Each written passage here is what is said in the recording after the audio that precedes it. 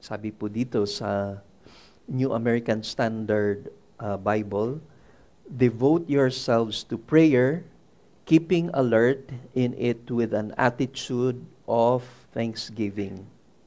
Praying at the same time for us as well, that God will open up to us a door for the Word, so that we may speak forth the mystery of Christ, for which I have also been imprisoned, that I may make it clear in the way I ought to speak. Conduct yourselves with wisdom toward outsiders, making the most of the opportunity. Let your speech always be with grace, as though seasoned with salt, so that you will know how you should respond to each other. Let us pray. Our Father, thank you so much for this blessed time that we can once again honor you as we worship you, O God. We come in reverence before you, in humility. Tangi lamang sa grasya mo kami ay nakakatayo sa iyong harapan. Kung wala po yung grace mo, Lord, who can stand before you? No one is righteous, not even one. And we stand because of the righteousness of Christ placed upon us, the imputed righteousness of Christ. And now, we are your children. You are our Father, our Abba. And we take this as something that is so precious. It is you are our very life. You gave us hope and life. Salamat sa iyong gagawin ngayong umagang ito, at wala pong maging hadlang sa aming paglapit sa iyong banal na salita. Kaugnayin niyo po ang aming mga puso, ang aming spiritual na isipan at spiritual na mata, upang makita namin ang iyong kaluwalhatian. Humingi kami ng kapatawaran sa lahat ng aming kasalanan na maghahadlang sa amin para makita po kayo sa iyong kagandahan. Lahat ng ito, papurit pagsamba sa ilamang, sa tanging pangalan ng iyong anak na si Jesus. Amen at amen. The title of our sermon this morning is Pleasing Christ in Our Speech. Pleasing Christ in our speech. In one of yung seminar po ni Dr. Ted Tripp, where I was able to attend, and yung topic po is about yung relationship between yung husband and wife. And nabanggit po dun sa lesson na yon, based on the book of James, I believe sa chapter 3, that there is a question ni Apostle James regarding sa relationship within the church. And he followed yung principle na yon relating sa relationship ng mag-asawa. And nabanggit po doon, why is there quarrel and conflict among you? At sinabi po doon sa book of James, isn't it because of yung battle within you? So there's a problem, may mga issues sa heart, kaya nagkakaroon po ng conflict. And meron po nabanggit si Dr. Ted Tripp about yung speech that when we say some things to our partner or to any individual, minsan nagagamit daw yung tinatawag na offensive and defensive weapons. So ginamit niya na ilustrasyon na ang mga bagay minsan na lumalabas sa ating bibig, ginagamit natin bilang offensive weapon. No? Para masaktan yung person, marahil doon sa mga words na naka-hurt sa atin. And meron namang mga paraan tayo minsan na i-defend natin yung sarili natin with words para magamit yun against the other person. Ito yung issue na presento ng Panginoon in Matthew chapter 12 verse 34. At yun ang directly na tinukoy niya patungkol sa kalagayan ng mga puso ng mga religious leaders. At sabi ho doon, the mouth speaks out of that which fills the heart. Basically, what is in the heart, what consumes you inside, will come out of your mouth. Lalabas at lalabas sa ating mga bibig. Kaya napakahalaga ng spiritual principle patungkol sa lumalabas sa mga bibig natin, sa ating mga speech. Because what comes out of our mouth reflects our very person. Yung nasa loob ng puso natin. Magre-reflect ang ating spiritual condition sa ating mga sinasabi at sa ating mga ginagawa. Marahil minsan napipigilan natin o wala man tayong nabibigkas na mga words, pero sa loob natin merong mga nakalagay o merong laman ang mga nasa puso at isipan natin patungkol sa mga tao marahil na nakasakit sa ating damdamin. Yun yung tinutukoy ng Panginoon about yung good tree produces good fruit. And yung bad tree will produce bad fruit. Yun yung issue ni Jesus. It is what fills your heart will come out and will reflect in your words and in your actions. Mabigat nga ho yung dun ho sa verse 37 ng Matthew 12 kasi sabi dun, for by your words you will be justified and by your words you will be condemned. We are all accountable dun sa words that comes out of our mouth. Marahil hindi natin nakikita yun. Marahil minsan we take it so lightly yung nabibigkas natin ng mga words. Kaya ingatan po natin no yung laman ng ating mga puso. Ingatan natin yung posibleng maging reaction natin sa isang sitwasyon. Kasi pagka meron na tayong binigkas na mga words, hindi na natin po mababawi yon. Kaya isang author, sabi niya, never underestimate the power of speech. Never take lightly what comes out of your mouth because it can destroy or it can build up.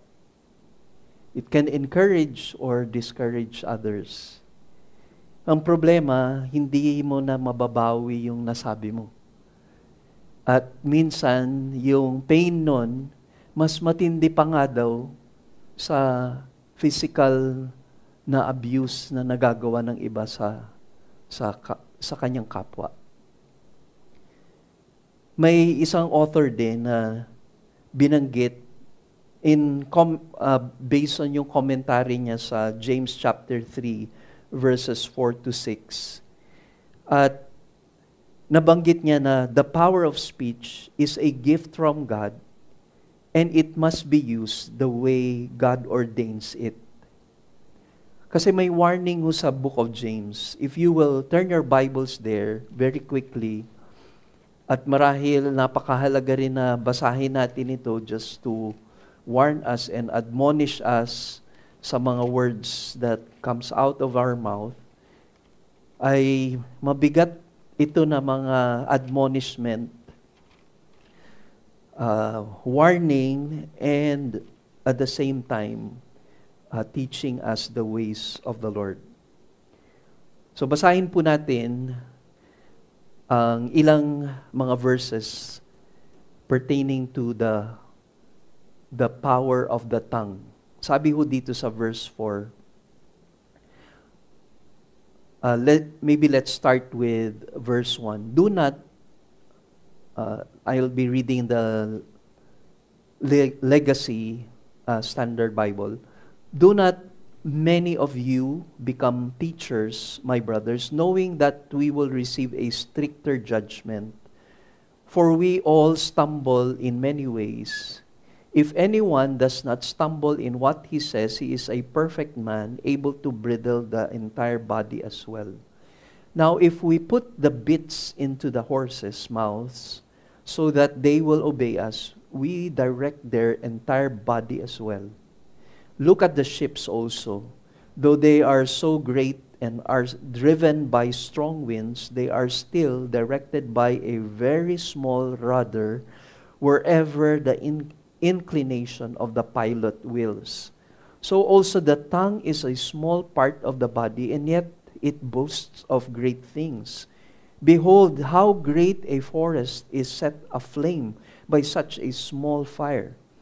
And the tongue is a fire, the very world of unrighteousness. The tongue is set among our members as that which defiles the entire body, and sets on fire the course of our existence, and is set on fire by hell. For every kind of beasts and birds, of reptiles and creatures of the sea is tamed, and has been tamed by mankind. But no one can tame the tongue. It is restless, evil, and full of deadly poison. Kaya, napakahalaga talaga na i-take heed natin yung sinasabi ng Panginoong Jesus. Whatever fills your heart will come out of your mouth. Out of the overflow of the heart, the mouth speaks. And na-emphasize din po ni Dr. Ted Tripp about yung fruit sins and mga root sins. We had a discussion during the family camp about yung fruit sins and root sins. Minsan kasi, dinideal natin yung mga fruit sins. Marahil, napapansin natin yung temper natin, minsan yung mga ibang mga nagagawa natin, and we try to deal yung mga fruit.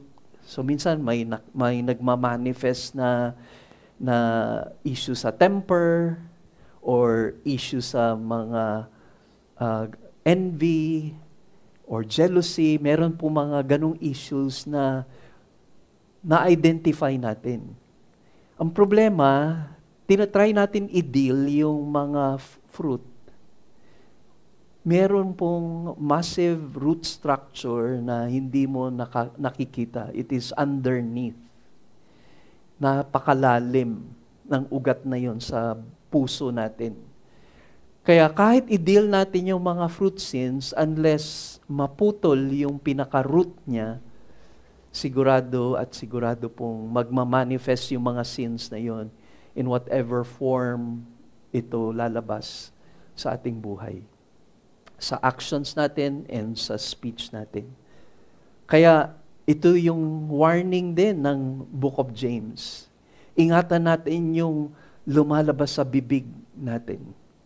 Kasi it can really destroy other lives. But at the same time, sinasabi po dito, pinagkalooban tayo ng ganitong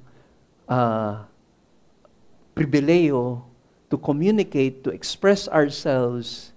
It is a gift from the Lord to bring about encouragement to others through our speech. No? Kaya dito sa pag-aaral natin, meron 3 points na magtuturo sa atin patungkol ho sa tongue, patungkol sa speech. And one is pertaining to prayer. And we will find that in chapter 3, verses 2 to 3a. Pleasing Christ in prayer.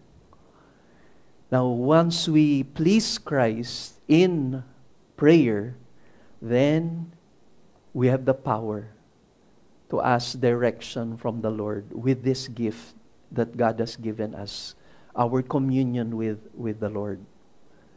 The second is pleasing Christ in proclaiming the gospel. We will find this in chapter 3, verses 3b to verse 4. And at this point, sa ating lesson, sa point 2, is the power, yung power of speech to give life by witnessing the gospel. And number 3, pleasing Christ in our conduct and speech. And we will find that in chapter 4. Sorry po, nasa chapter 4 pala na nagka-typographical error po yata ako doon. Na-correct ko doon. Dito, hindi ko na-correct. Sorry po. Hindi ko na-correct yung aking manuscript. So, chapter 4, pleasing Christ in prayer, chapter 4, verses 2 to verse 3a. Tapos, pleasing Christ in proclaiming the gospel, chapter 4, verses 3b to verse 4. And pleasing Christ in our conduct and speech, in chapter 4, verses 5 to 6. Now, in the third point, yung power of speech to give hope to the lost by our testimony sa conduct natin at saka sa ating mga salita. Ito ay connected ho, if you will notice, dun sa discussion natin previously about a new man in Christ. We are new creations. Kung believer ka, mananampalataya ka na kay Kristo Jesus, hindi ka renovate ng Diyos. Hindi ka yung old man na renovate lamang. Ang sabi ng Bible, you are a new creation in Christ. Bago ka na. God has indeed brought you into yung life na yon that only He can do, yung born again experience. Spiritual rebirth, spiritual na kapanganakan. At diniscuss niya ito dun sa chapter 3, verses 5 to 17, at merong mga characteristics, merong mga katangian, at nakikita, evident, yung new man sa isang born again. Tapos, diniscuss later on, mula sa verse 18, about yung home life. How his life is displayed sa kanyang household. Relationship ng husband and wife, ng relationship ng children and parents, and then yung relationship between yung master and slaves. And at that point then, ay yung new man is displayed in his family, in his household. Kaya, from there, nung naging specific na about yung relationship ng husband and wife, children and parents, masters and slaves, or employers-employee relationship, bumalik ulit dun sa general principles. So, lahat na ito, saklaw na muli at tinutukoy na ito sa buong iglesia. Kaya ang focus dito ay specifically about yung speech ng isang bagong nilalang na kay Kristo. The world around us the world is watching us. Sabi ni Chuck Swindoll, we are nasa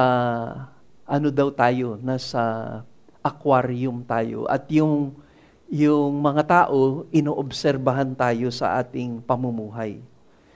Ine-evaluate nila kung anong klaseng Kristyanismo meron tayo. Genuine ba yan na Christianity? At nagre-reflect ito sa mga thoughts natin, sa speech natin, sa attitudes natin, motives natin. At yun nga, ang most difficult to control sa mga believers ay yung kanyang speech. Now with that, we go to the first point. Pleasing Christ in prayer. Dito, tinuturo sa atin that to please Christ certainly involves itong new relationship that we have in the Lord. Kaya tama po yung sabi ho ng isang author. With the writing of the Apostle Paul pertaining to prayer, he is just expressing that the most important speech the new man, the new creation can utter is by prayer. It is yung relationship niya with God. It is yung communion niya.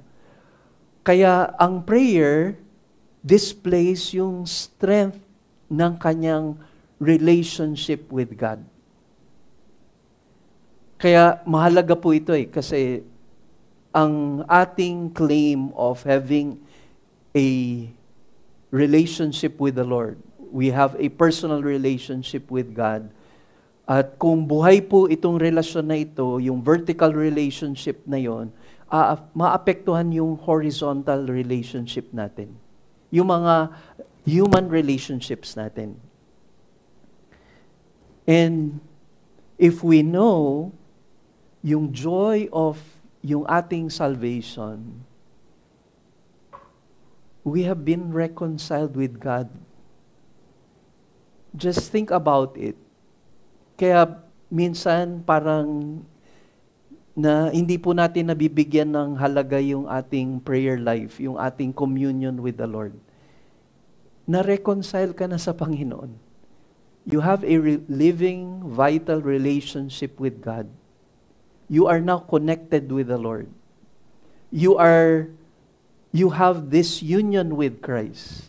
Isa ka na kay Kristo. Si Kristo ay nasa sa iyo na sa pamagitan ng banal na Espiritu. At yung veil that separates the Holy God ay napunit na from top to bottom. Nag-pave na yun ng way for us to enter the very presence of the Lord. Hindi ho ba natin nakikita po yun once we spend time in prayer and study of the Word? We are entering the very presence of God. Kaya sabi ni Jesus, di ba sa John chapter 4, they that worship God will worship in spirit and in truth. Tayo na meron na pong personal relationship with God. Tayo na born again na, naka-experience ng spiritual rebirth, naintindihan natin what it is to worship God in spirit and in truth. Because in the past, we do not know what it is to be or to have a relationship with God. Why? Because we are spiritually dead. Patay tayo spiritually. We are separated from God because of our sins. Ngayon na kay Kristo ka na-reconcile ka na sa Kanya. Kaya yung buong buhay natin ngayon bilang mananampalataya, as a new creation, as a new man, a new woman in the Lord, we should enjoy our fellowship with the Lord. Kaya, di ba remember ho sa Hebrews chapter 4 verses 15 to 16 about Jesus being our high priest? The high priest represents yung ating paglapit sa Diyos. Siya yung Siya yung mediator between God and man. And yung high priest na yon na si Jesus Christ can sympathize with us. Why? Because He understands what it is to become man. But when He became man, He did not sin. He lived a perfect life. Kaya kung minsan iniisip natin na hindi tayo naintindihan ng Diyos, hindi nakakapagsimpatya ang Diyos sa atin, ito dito sa relationship na meron tayo sa Panginoon, naintindihan niya yun kasi naging tao si Jesus. At siya nga ang high priest natin, that we can come and approach His throne of grace with confidence. May confidence na po tayo na humarap sa Kanya at i-offer na natin yung mga prayers natin with the Lord. This is a direct communion na with God. Wala na pong magiging tagapamagitan kundi si Jesus lamang dito sa relationship natin with the Lord. Another passage that reflects dun sa communion natin with God is sa Ephesians chapter 6 verse 18. And if you can turn your Bibles there, sa Ephesians chapter 6, verse 18, ito po yung nakasulat.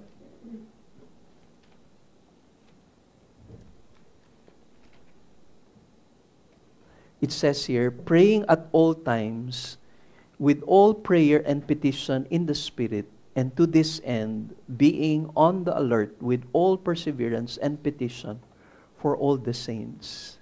Praying at all times with all prayer, petition in the Spirit. That's how we have this communion. At all times, in every moment of our life, we have this communion and relationship with the Lord because of His Spirit. Kaya, ito ngayon ang sinasabi ni Apostle Paul. Devote yourselves. We cannot overlook itong aspect na ito, and one very important element ng prayer is devote ourselves. Galing po ito sa compound word na ang ibig sabihin to be steadfast or to endure. May dinagdag na preposition, kaya lalo pang pinatindi yung kahulugan nito. Kaya yung verb means to be courageously persistent. In our devotion to prayer or our communion with the Lord, it is expressing po yung ating persistence. It is holding fast to this relationship and not letting it go. Why? Because your joy as believers ay yung fellowship mo with God. Yun na yung ultimately hinahangad mo, sinisik mo. The very presence of the Lord. And you hold fast to that. And you will not let go of God's presence. Ephesians 6:18, sinasabi, pray at all times. Sa 1 Thessalonians chapter 5 verse 17, sabi doon, pray without ceasing. Tapos sa Romans chapter 12 verse 12, be devoted to prayer. And there are so many more passages in the Bible na inexpress yung devotion ng isang Christian sa prayer. Even sa early church, paano binigyan ho ng emphasis ng mga apostles yung prayer and the word when they were so busy in taking care of the physical needs of the widows during that time.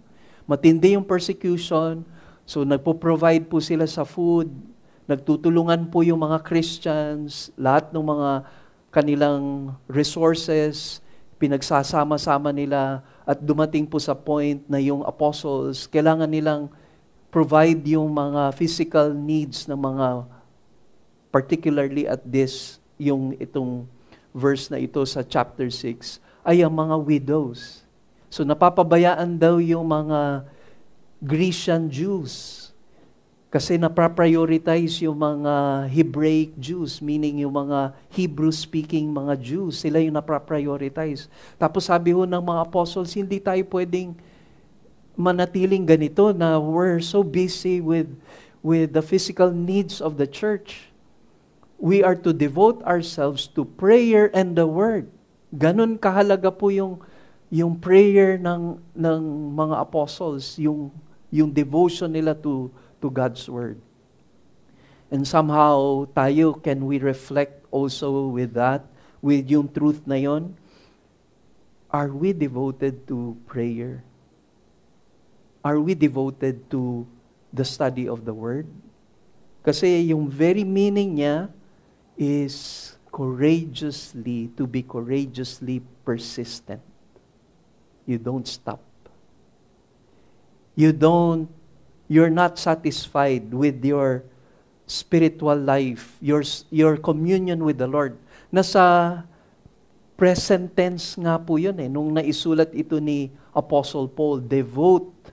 It is in the present tense, meaning keep on continuing in prayer. Hindi ibig sabihin nito na parati ka lang nagmamumble ng words and communing with the Lord kahit saan ka pumunta na kinakausap mo ang Lord in verbally. Hindi po yun ang pakahulugan nun. Ang tinutukoy dito, you have an abiding attitude na you are constantly conscious of God. Ganun po ba tayo sa ating prayer life? Even when we're doing some mga menial work, kahit sa bahay, habang naghuhugas ka ng pinggan, habang marahil ikaw as an employee, nagtatrabaho ka or nasa business ka, nagko-connect ka lang parati sa Panginoon in prayer. Ganun po ba na-identify yung inyong spiritual life? Because yun po yung admonishment ni Apostle Paul.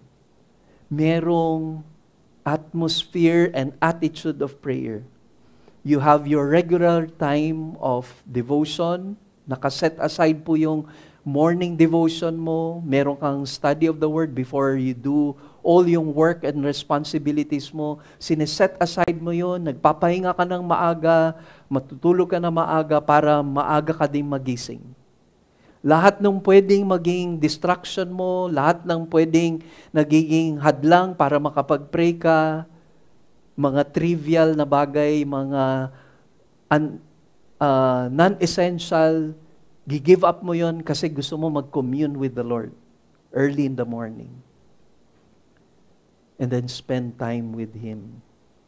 Yun po yung devote yourselves to prayer. Continue steadfastly.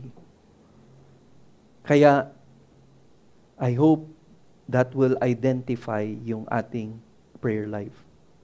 Next is, pertaining to the area of prayer, sinabi doon, keeping alert. So, devote yourselves to prayer, keeping alert. Ano po ba yung ibig sabihin po ng keeping alert? Literally, stay awake. Be vigilant. Be watchful. Ibig sabihin lang, spiritual na gising ka. Spiritual, physical, gising ka. Kasi kung tulog ka, no, yung iba nga sabi niya, nagka-quiet time na talaga. Quiet kasi tulog na. Quiet moments with the Lord. Time of setting aside yung sinasabi ko nung isang author, unang book na pinabasa ho sa akin ni Pastor Mel, written by ni David McIntyre, Hidden Life of Prayer. Sabi niya, a quiet place, a quiet heart, and a quiet time. Talagang nakaset aside yung time na yun. And na-applied po ito sa buhay po ni Pastor Mel. I've seen him when I stayed with him for almost 3 years. when I went to Cebu para mag-undergo ng training sa ministry. And yun po yung nakita ko. Wala pong formal training, although pinapreach niya ako sa harapan niya, pinagawa ako ng sermon, no? Tapos sabi niya, sige Jess, mag-preach ka na. Sabi ko, saan ko ipipreach? Sa amin ni Marie. Pero yung formal or informal na way na nakita ko and nag-stick sa mind ko, sa heart ko, yung life of prayer ni Pastor Mel at saka ni Sister Marie. Consistent. Every day. Early in the morning. Quiet moments with God. And awake. Spiritually vigilant. Spiritually awake. Kasi hindi tayo pwedeng take lightly ito because we are in a spiritual battle. Hindi tayo pwedeng maging physically asleep and spiritually na asleep. Kasi ang battle na ito ay ongoing. Familiar kayo dun sa words ni Jesus. Matthew 26:40-41. Yun yung warning niya sa mga disciples niya. Sa Garden of Eden siya, Garden of Gethsemane, nagpe-pray because he will be facing po yung wrath of God. Take this cup from me, symbol of the wrath of God. He will carry our sins. Yung curse will be placed upon him, and yung cup na yun is a symbol of the anger of God. His full wrath will be upon him. And first time na masaseparate sa perfect relationship ni Jesus with His Father, yun ang kinakatakutan niya. It was not just the torture, the torment He will be facing doon sa cross. It is His separation with the Father because He will carry our sins doon sa cross. Hindi ba kasama niya po yung tatlong disciples, Peter, James, and John? At sabi niya, pray lest you fall into temptation. 3 beses niyang pinuntahan at 3 beses natulog yung mga disciples niya. They were not spiritually awake. They were not physically awake and alert at that time. They were not vigilant. And sabi nga ho ng ilang komentaryo, because of siguro yung tindi ng depression nila, nung sinasabi na ni Jesus about yung what He will be facing in the future, marahil na-depress sila, na-disappoint sila, yung hope nila, they lost yung hope na yon, and then they started to relax. Dinaan na po sa tulog. At marami po sa atin, pagka-depresso tayo, pagka may lack of faith tayo, pagka may fear tayo, instead na maging vigilant tayo sa prayer, tinutulog po natin yun. Minsan, sinasarado na natin yung Bible natin. Kasi minsan, sinasabi natin, hindi ko nararamdaman si Lord. Ba't ganito ako? Depressed ako? Down ako? Yun nga yung time na you have to be alert and vigilant. Buksan mo yung Bible mo. Kahit hirap na hirap ka mag-pray, that's the time you need to pray. Because there is a spiritual battle going on. True prayer involves keeping alert. Third element is with an attitude of thanksgiving. Be thankful. Parati yan, consistent po yun dun sa mga tinuturo din ni Apostle Paul dun sa Philippians. Diba, do not be anxious about anything, but in everything, by prayer and supplication, with thanksgiving. Parating kalakip sa intercession natin, prayer natin, ay ang thanksgiving. And sabi nga ito ng isang author, sabi niya, maintain your zest for prayer by thanksgiving. Yung fervor mo, yung fire mo, sa heart mo, sa prayer life mo, pagka puno ka ng pasasalamat, kahit hindi mo pa natatanggap yung answer sa iyong prayer. Pagka mapagpasalamat ka, not person, na isang believer sa iyong prayer life, yun ang magdadala ng apoy sa life of prayer mo. Kasi may attitude ka na naniniwala ka, kahit hindi mo nakikita, ipapasalamat mo sa Lord dahil alam mo, gagawin ito ng Diyos in His sovereignty, yung kanyang will. I-accomplish niya. Kahit hindi pa ito ayon sa gusto natin na mangyari. Nung nagpasalamat ka, sinasabi mo, Lord, you are in control. And I will thank you for whatever answer you will give sa mga prayers ko. Bakit tayo dapat maging mapagpasalamat? Are you grateful for your salvation? Yun palang nagbibigay na sa iyo ng puso na mapagpasalamat kasi linigtas ka niya sa kasalanan mo. Inaawit mo ba yung mga awitin natin sa worship wherein God is exalted, yung salvation niya na He has given sa atin that we who are undeserving of this grace, thankful po ba tayo doon? Thankful ba tayo sa fellowship natin with Christ and His church? Are we thankful for our fellow brethren? Are we thankful for our spiritual growth? Kasi ito yung ina-identify ni Apostle Paul dito sa Colossians, the book of Colossians. Puno po ng dapat na ipagpasalamat natin. 1:12 of Colossians, grateful for salvation. Sa chapter 2 verse 6, we are to be grateful sa ating spiritual growth. Chapter 3 verse 15, we are to be grateful for our fellowship with Christ and His church. And yung chapter 3 verse 17, we are to be grateful for the opportunity to serve the Lord. Are we thankful for all these spiritual blessings that He has poured upon us? We're lacking nothing which pertains to yung spiritual na victory over sin.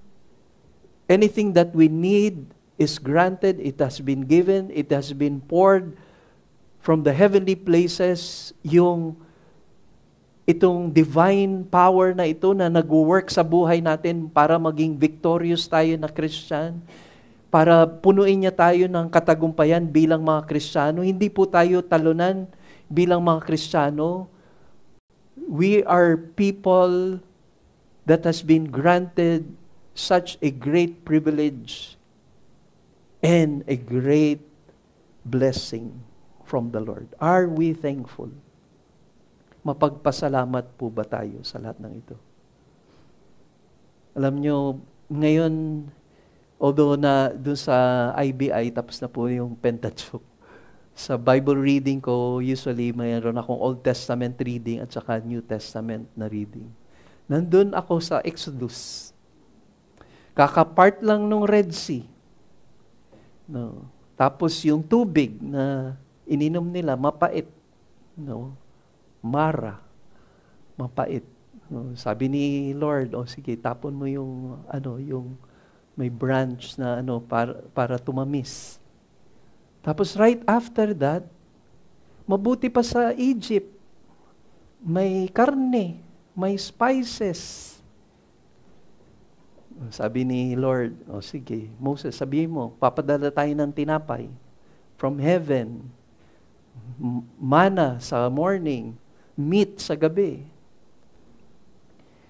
And I started to reflect sa aking heart. I cannot just say and blame and point dun sa failures ng Israel, yung lack of faith nila and lack of thanksgiving nila. Kasi ganun ako. I may not say it verbally, but in my heart, there's so much questions sa working po ng Panginoon. And fourth element is, sabi ko sa verse 3a, praying at the same time for us as well. So devote yourselves to prayer, keeping alert, tapos with an attitude of thanksgiving. Tapos sabi ni Apostle Paul, pag-pray mo kami. Praying at the same time for us as well. Ipanalangin niyo po kami. Aralin niyo po yung prayer ni Paul. Sa mga epistles, sa mga writings niya, basahin niyo po yung prayer niya. And you can learn so much about prayer. Naalala ko po yun, merong encouragement about yung praying the prayers of yung Bible. Prayer ni Daniel, prayer ni Moses, prayer ng mga apostles. You can learn so much from yung prayer na yun. But, ito yung sabi po nga ng isang preacher, you cannot learn prayer unless you pray yourself. You can have all the books in the world about prayer. You can have E.M. Bounds, A.W. Tozer, lahat ng mga pwede mong basahin sa prayer. Pagka hindi ka naman nagpe-pray, hindi ka rin matututo sa prayer. And it's some aspect, are you praying for others? Kasi many times, nakafocus tayo sa sarili natin, and intercession is praying for other people. So to be effective, we are to pray specifically. Pray for those who are in need. One time, sabi po ni Pastor Mel sa mga workers, sabi niya, every day,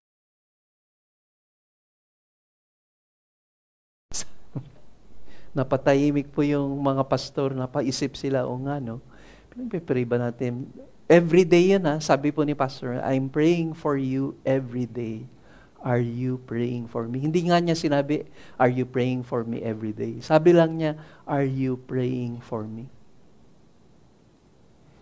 Nung nag-share po siya, nasa States po si Pastor Mel, and yung first stop po nila, although ngayon po nag-share po siya sa ilang mga churches, ang isa dun yung church po ni J.D. Greer na Summit Church. Pero yung first stop po niya sa church po natin sa Living Word, Lakewood. Tapos, yung topic niya na binahagi ay yung preaching niya during the CCM Convention, chapter 4 of the book of Colossians. And nandun siya sa point about yung prayer.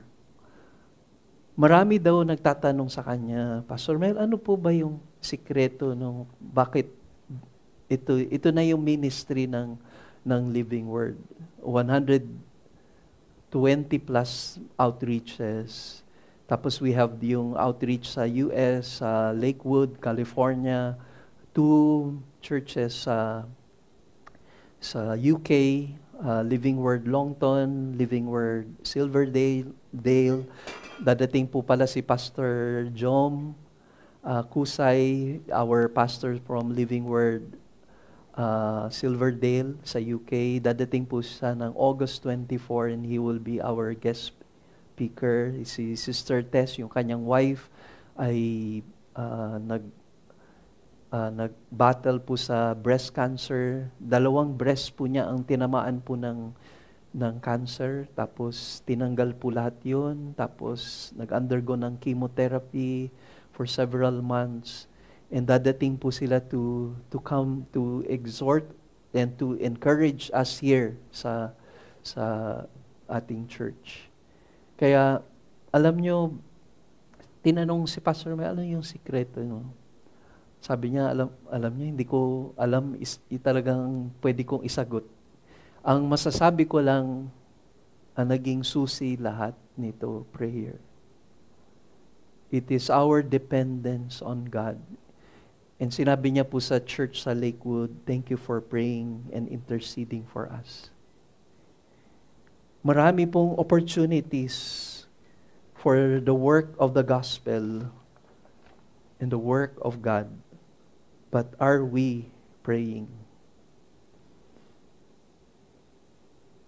Number 2, second point, pleasing Christ in proclaiming the gospel.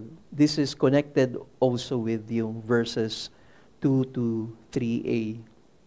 Sabi po dito, that God will open up to us a door for the Word so that we may speak forth the mystery of Christ, for which I have also been imprisoned.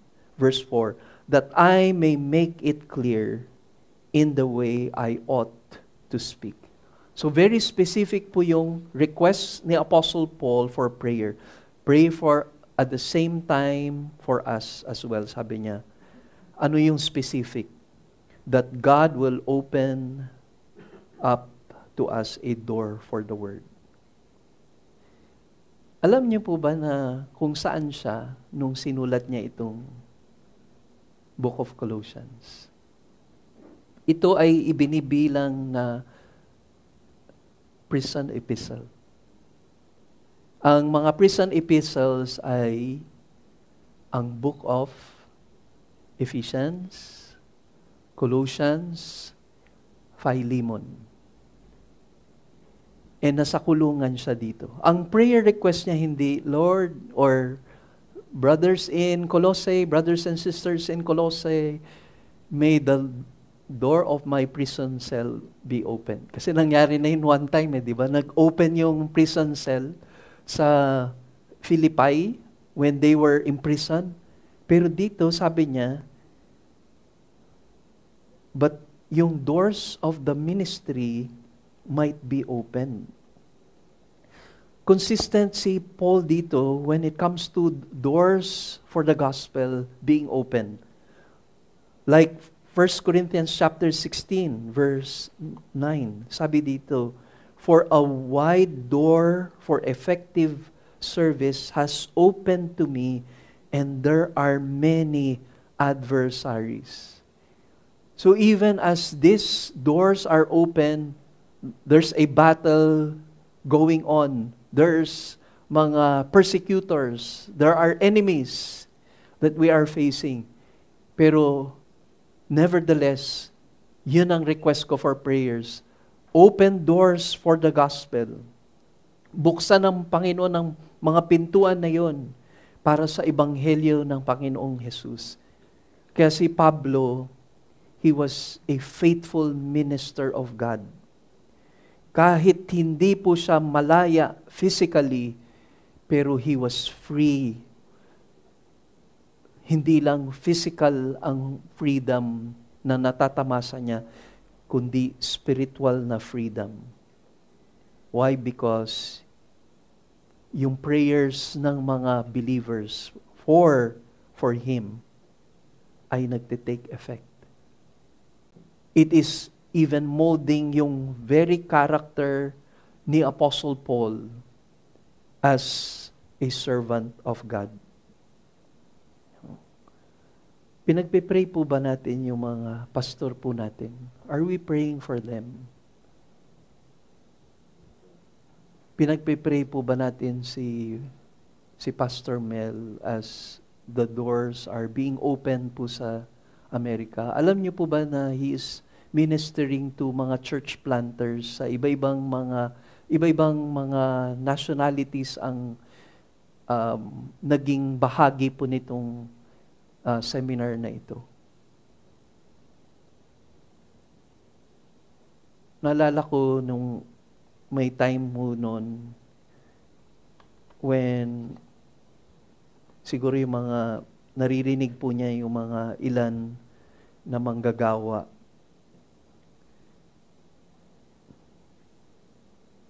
Na-hurt po siya when once he hears some of mga workers na may mga reklamo. Tapos minsan naririnig niya yung mga workers, yung reklamo, dun pa sa guard sinasabi. So na-express ng mga workers yung siguro hirap ng ministry, etc. Tapos, kinausap niya po yung mga workers. Sabi niya, siguro ngayon, nakikita niyo ako na ito na yung ministry, yung present ministry. You were not there when I started sa ministry. Hindi niyo alam talaga yung nangyari sa akin yung kung paano ako nag-umpisa sa ministry. Hindi ko nga ma-imagine na dadating sa point na ganito yung gagawin ng Diyos sa gawain ng Panginoon dito sa Cebu. Kasi kinumit niya na po yung heart niya sa Cebu. Nung one time, ipupull out na po siya. Sabi ko nung senior pastor from the previous church, sabi niya, Mel, i-pull out na kita dyan sa Cebu. Sabi niya, hindi, pastor. Butch, sabi niya, I will die here. God has called me here. And yun yung time na wala pa itong ministry na ito na lumaki na at blines na po ng Panginoon. And hanggang sa kahuli-hulihan ng buhay niya is to proclaim the Word of God. Sabi niya kung hindi na daw po siya magpipreach, hindi niya na kaya mag-preach, physically, hindi niya na kaya. Sabi niya mag-write daw ho siya ng books. Itutuloy niya yung pagsusulat niya ng mga aklat. And for the Apostle Paul, sabi niya dito, ang kanyang request for prayers so that we, aside from open doors, ang prayer niya so that we may speak forth the mystery of Christ. Yun yung kanyang request for prayers. That I might speak forth the mystery of Christ. Kung tatanungin niyo po kung ano yung mystery na iyon, this is related to the Gentiles. In Ephesians chapter 3 verses 1 to 13, ay binigyan po ng panahon ni Apostle Paul ang tinutukoy niyang mystery. Hindi na ito mystery, This was a mystery for him in the past. Kasi if you read Old Testament scripture, wala pong tinutukoy doon about yung mga Gentile believers. So ang paniniwala ng mga Hudyo, ang salvation is for the Jews. Ang may karapatan lang sa kaharian ng Diyos ay ang mga Hudyo. Sila yung chosen people of God. Galing sila sa lahi ni Abraham, binigay na ang law sa kanila ni Moses, through Moses, and sila lang ang may opportunity to be saved from their sins. From yung kanilang spiritual na kalagayan. Sila lang ang may karapatan nun. If ever meron pong masisave na Gentile, they are called mga proselytes. So, na-convert sila from Judaism or from paganism to Judaism. Pero wala hong tinuturo in the Old Testament times na yung believers na mga Jews at mga Gentile believers will become one body in Christ. Kaya, imagine nyo po yung tension before sa New Testament times, sa early church, yung tension between the Jewish believers and the Gentile believers. Kasi yung mga Jewish believers, ayaw kumain ng dinuguan. Yung mga Gentile believers, gusto ng dinuguan na may puto. No? Kaya, ganun na lamang ang conflict na nangyayari sa early church. Kaya sabi niya, mystery ito na pinag-isa ng Panginoon ang mga Hudyo na kumilala kay Kristo at ang mga Gentiles na kumilala kay Kristo. Isa ng katawan, isa na silang katawan kay Kristo Jesus. At ang ulo ng iglesia ay si Jesu Kristo. Yun po yung basically yung mystery na yun. And it has been revealed to us. We are Gentile believers. Tayo po na considered as separated from the covenant people of God. We are separated from the Lord. We do not have the law. Yun yung tinutukoy ni Paul sa book of Romans. But now, we have been saved by the Lord. Kaya hindi ho matanggap ni Apostle Paul when we studied yung series natin sa Book of Galatians, kasi merong mga false teachers at sinasabi nila, para ka ma-save, kailangan mong sundin yung law. Kailangan mong magpa-circumcise, kailangan mong mamuhay parang Hudyo, At saka pa lang pwede mong tanggapin si Jesus. False gospel. If anyone preaches a different gospel, or even an angel from heaven comes down and preaches a different gospel, may he be cursed. Cursed is the one who preaches a different gospel. And ang salvation is for the Gentiles also. Hindi mo kailangan na maging isang Hudyo kasi ikaw ay bahagi ng katawan na ni Kristo. Alam nyo meron pong testimony about kay John Bunyan. Siya po yung nagsulat ng Pilgrim's Progress. Sabi sa kanya na tumigil na siya. Meron pong isang religious institution yon, controlled by the king himself.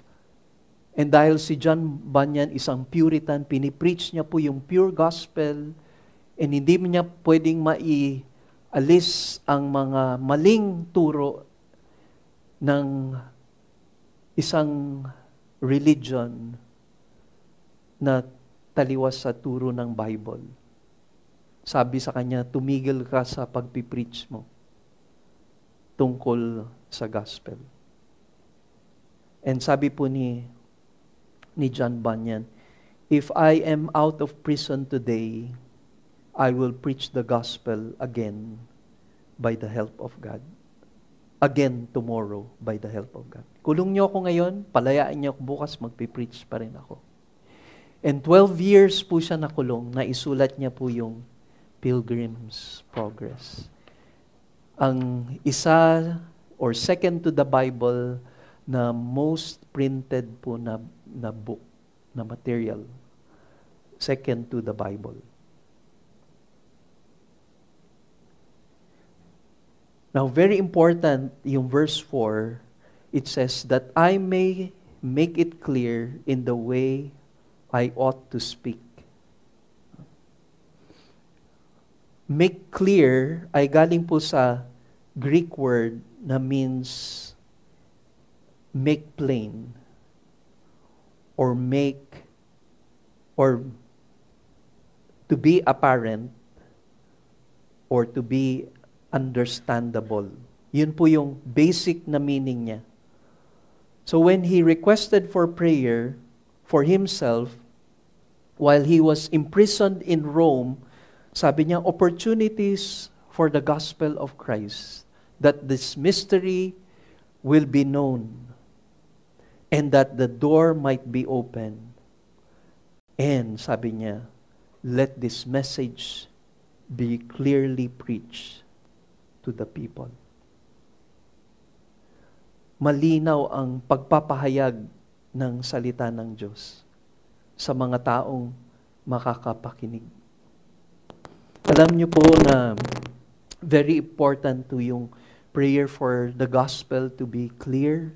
Kasi sabi ko ng scriptures that the God of this age has blinded the minds and the hearts of the people. And it is important for us to pray for the preachers, even for our fellow brethren who shares the gospel, na ma-present po ito clearly to those who are listening. Yung one of our sisters shared po yung kanyang testimony. Excited po siya. Actually, ginamit po siya ng Lord para makapag-share po sa mga tricycle driver sa Mandaluyong. Yung mga na naka-come up po si Sister Yoli ng activity for the Christmas na i-gather sila tapos i-preach yung gospel sa mga tricycle drivers. And after a few months, yung eldest sister nila namatay, and request niya kung pwede po ako mag-share ng gospel po sa mga kapatid niya at mga pamangkin. And dapat po, bago ipasok sa ICU yung sister niya, she was hoping na ma-sharean ko before maipasok sa ICU. Pero nung nasa ICU na yung panganay na kapatid nila, naka-share po ako sa family niya, sa ibang kapatid at pamangkin. Pero yung sister nila passed away. Pero before daw nag-passed away yung sister nila, na-sharean daw niya and ng cousin niya yung kanyang sister. So 40 days yata merong sa Catholic faith ay merong tinatawag na 40 days kasi alam niyo po, yung kaluluwa, pagka namatay, sabi, man is appointed to die once and then judgment. Hindi na po lumulutang yung kaluluwa dito sa lupa. Directly na, pupunta na tayo sa heaven. Pag rineject mo si Christ, hell ka. If you accepted Christ or you have a relationship with Christ, heaven ka. So, hindi ka na magpo-floating dito sa earth. No? After nung 40 days, sabi nung mga magkakamag-anak, kasi sabi niya, but ngayon lang tayo nag-gather pagka may namatay. Ganun po, di ba sa family natin, pag namatay, saka lang tayo nagre-reunion. So, nag-come up sila ng reunion para sa family nila. And nangyari po to nung May 1, nung holiday. Pinag-pray po natin po yon. Si Pastor John, during our online prayer meeting, pinapag-pray po yung ilan sa mga concerns. And one of those ay yung concern ni Sister Yoli na ma-share yung gospel sa mga relatives. Alam niyo, hindi ko na madidetalye, pero God moved in a special way. Kasi yung isang pamangkin shared the gospel. Yung isang clan sa isang family, nung sabi niya, bali sa maternal side ng kanyang father, ay may 6 na magkakapatid. Yung isa sa mga kapatid, majority sa family members, Christians. So nag-offer pa ng song. So very unusual, nagkaroon ng reunion, merong pagbabahagi ng salita ng Diyos. Kasi meron daw video about yung sin ng past ng family. And doon nag-focus doon sa sin ng past ng family member. Unusual na setup, yung pinag-uusapan kasalanan ng family member. Tapos yun na naging door para ma-share yung gospel. Kailangan yung ma-save kasi lahat tayo makasalanan. I hope ganun po yung mangyari po sa atin. Ang dami pong pagkakataon na binibigay ang Lord sa atin, pero we choose to be silent and not share the gospel. Kapitbahay natin, kaibigan natin, kasama natin sa trabaho, etc. And lastly, let's go to verses 5 to 6 of chapter 4, pleasing Christ in our conduct and speech. Sabi po dito, conduct yourselves with wisdom toward outsiders, making the most of the opportunity. Let your speech always be with grace, as though seasoned with salt, so that you will know how you should respond to each person. Meron pong 2 apela ho si Paul dito. Meron siyang request. At yung Christian in this dark world, in this unbelieving world, in this unbelieving society, ito yung kanyang appeal. 1, yung first appeal niya, makikita sa verse 5. And this is about the manner of living. Ang request niya, how we should live our lives. Sa verse 6, it relates to how they are to speak. Yung manner of speaking po nila. Yung manner of living sa verse 5, manner of speaking sa verse 6. Kaya yung attention dito sa verses 5 and 6 ay nakafocus dito sa mga bagay na ito. Yung testimony nila around them. People who are watching them. Ino-observe ng mga unbelievers ang buhay ng mga mananampalataya. Kaya from yung admonition, sabi dito na, conduct yourselves, na pag-aralan na po natin ito, yung Greek word means to walk in a complete circle. Lumalakad ka na kumpleto mo yung lakad na yun. Naikot mo yun. Parang ito yung pakahulugan nito. In our relationship, with people around us, most especially mga unbelievers, ang mahalaga about yung conduct natin is simply the manner of life. Yung walk na ito refers to the manner of living po natin. And sabi ni Jesus sa chapter 17, mula verse 15, ito yung high priestly prayer ng ating Panginoon.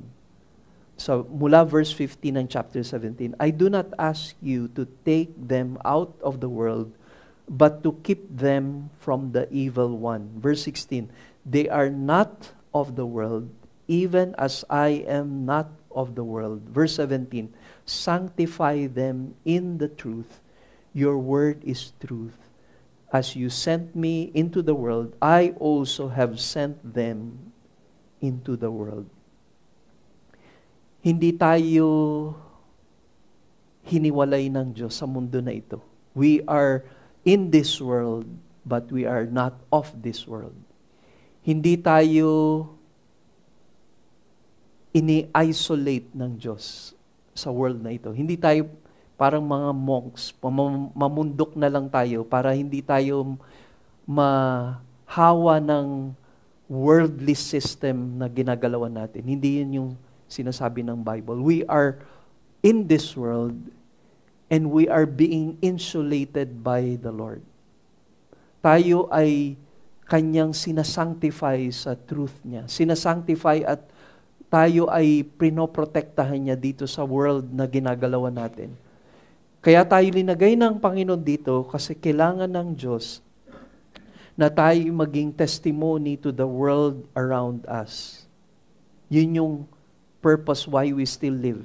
Kasi kung sinave niya lang tayo for the purpose of bringing us to heaven, tapos na yun, dapat kinuha niya na tayo. Pero bakit nandito pa tayo?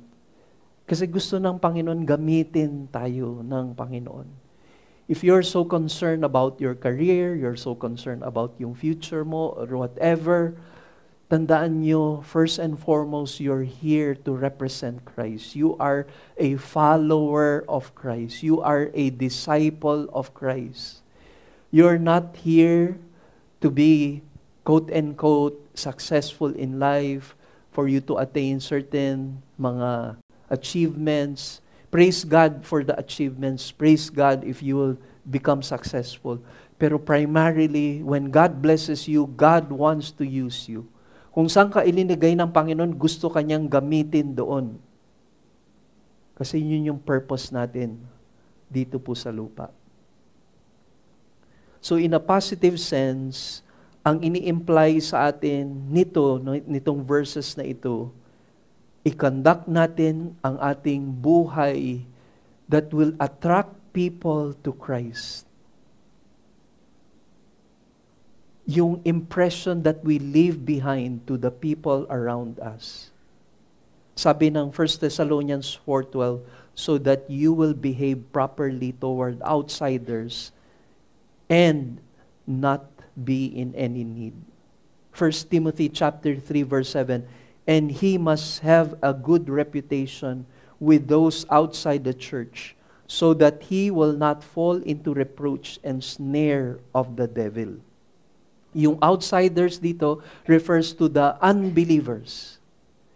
At yung positive na impression ng ating faith ay magdadala sa kanila kay Kristo.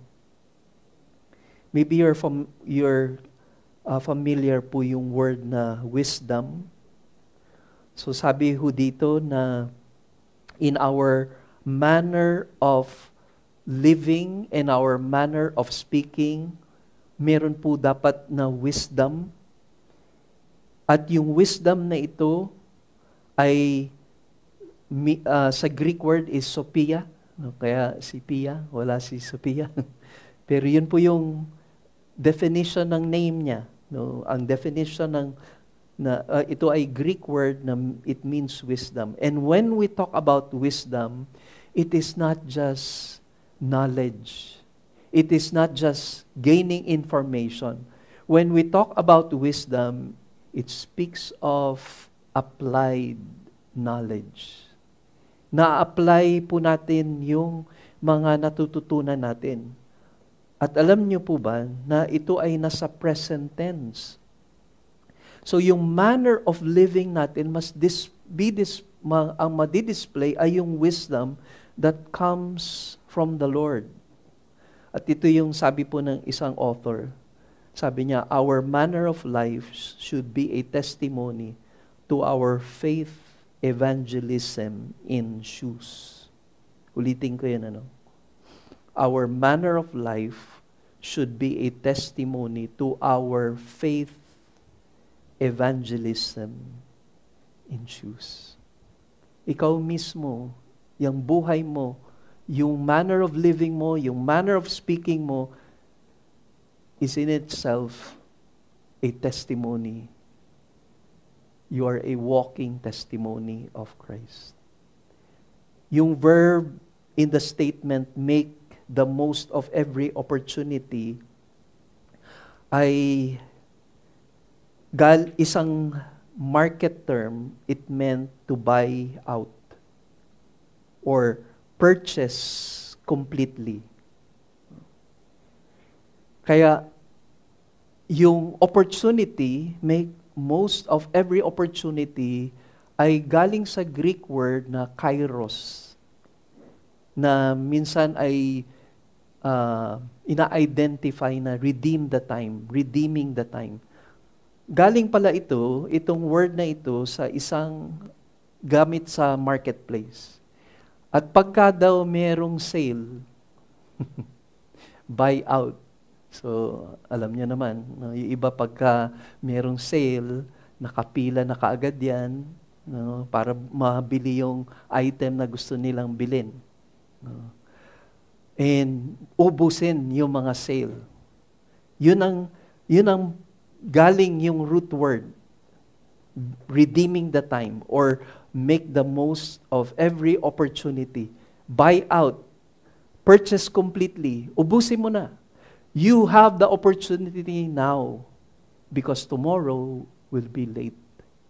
Ang opportunity to share and for you to live a godly life is now. It's not tomorrow. It is to leave behind yung old life natin. Yun sinasabi, put on yung new clothes. Let others see the light of Christ in you. Now is the time, or now is yung opportunity. Let us not lose that opportunity. Sabi sa verse 6, let your speech always be with grace, seasoned as it were with salt, so that you may know how you should respond to each person. Tulad ng nabanggit ko po sa inyo, na mention ni Apostle James about this, no, yung how yung tongue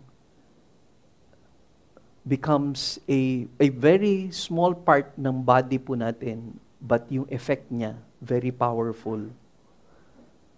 Yung the way we speak. Is our speech always with grace and seasoned with salt?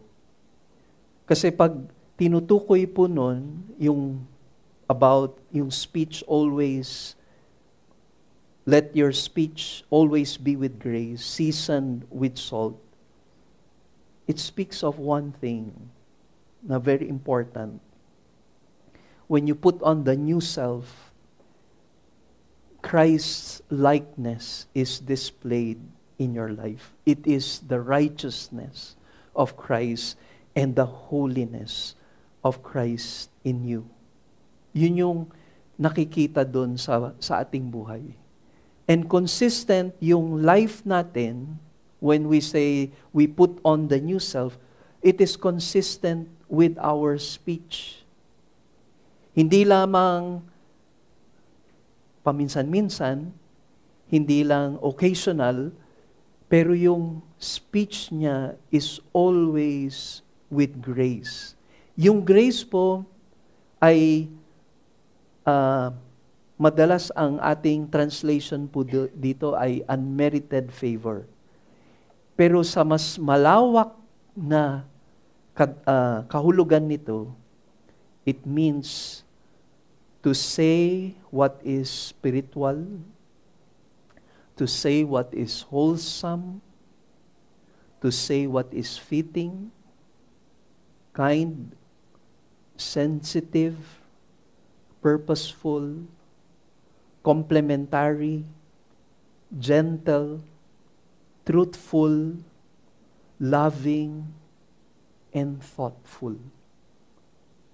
Yun po ang ibig sabihin na yung ating speech must always be with grace. It is building up the lives of others. It is gentle, it is humble, it is loving. Yun po yun. Kaya sa Ephesians 4:29, let no unwholesome word proceed from your mouth, but only such a word that is good for edification according to the need of the moment, that it may give grace to those who hear. Yung lumalabas po ba sa bibig natin, pag kinakausap natin yung asawa natin, kinakausap natin yung kaibigan natin, family member natin, kapatid natin, yun po ba ang lumalabas sa bibig natin, yung speech that is always with grace? Kasi kung yun, yung salt na sinasabi, kasi sa Old Testament times, even during the time of our Lord Jesus Christ, yung salt pala, hindi lamang preservative yung effect nun, but it is rubbed into a wound. Nako, sakit na, no? Na-try na rin siguro natin yun.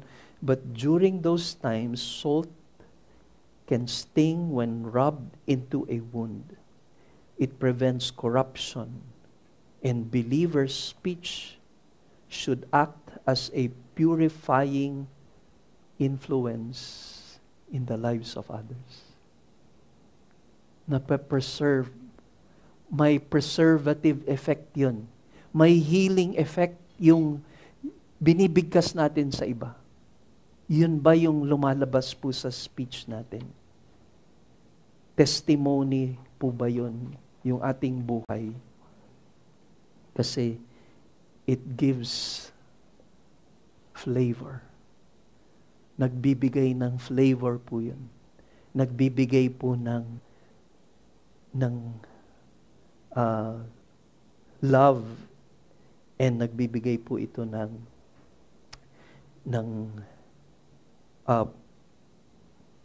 spiritual and purposeful na message. Meron pong story about Dr. Will H. Houghton, who pastored the Calvary Baptist Church in New York City, and later served as president of Chicago's Moody Bible Institute till his death in 1946.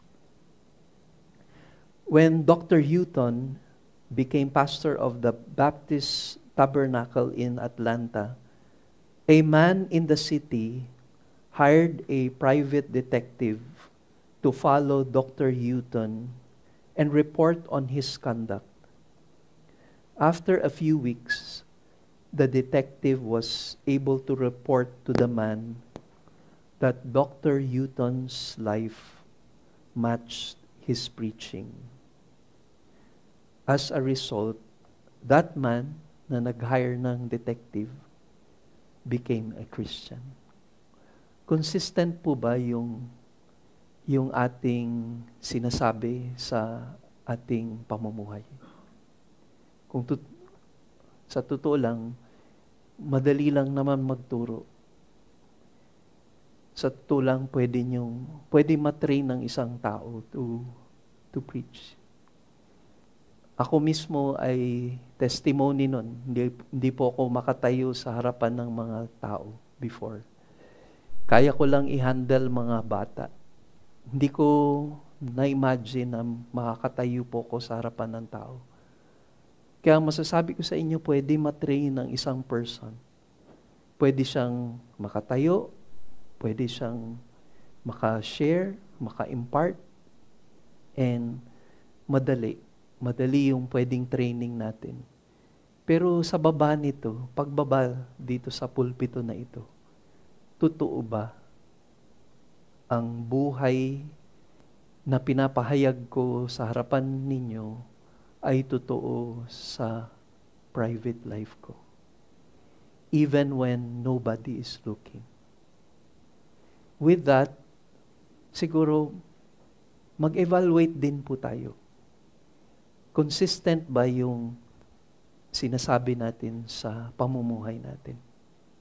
O yung clinic-claim natin to have itong relationship with the Lord, consistent ba sa ginagawa natin at sa mga pinapahayag natin? Dahil kung buhay po yun ang Diyos sa atin, imposible na hindi na mga taong nakapaligid sa atin ay hipuin ng Diyos. Dahil makikita nila ang kapangyarihan ng Panginoon sa ating buhay.